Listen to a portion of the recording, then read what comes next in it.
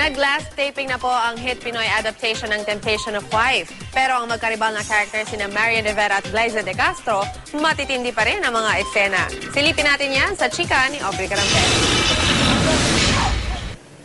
Sinadya ng GMA News ang last taping day ng GMA primetime series na Temptation of Wife sa Antipolo.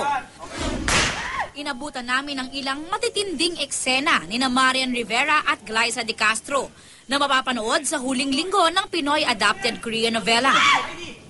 Kung nahook daw ang mga manonood sa batuhan ng mga maaanghang na linya ni Angeline at Heidi, hindi raw dapat palampasin ang action-packed ending. Ito na nga, magtatapos na kami pero hindi pa rin tumigil si Heidi sa pagpapahirap sa akin. Pero yung ending, tiyak ko naman na magugustuhan nila. Kung nakita nila na ma-action yung mga past few episodes, mas ma-action to ngayon. Isang araw ang Temptation of Wife sa mga hindi malilimutang proyekto ni Marian at Glyza.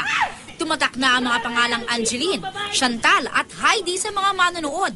Maging ang kanilang hairstyle, marami ang gumaya. Bukod sa bukong ganito, siguro yung naging character ko as Chantal kasi naging bago yun sa panlasa ko naging bago yun sa pag-arte ko At siguro yung mga tao dito, yun talaga yung mamimiss ko kasi madaming friendship din ang nabuo dito sa Temptation. Nakakalungkot din na matatapos na siya. Pero at the same time, nandun yung makaka-relax na kami, yung gano'n.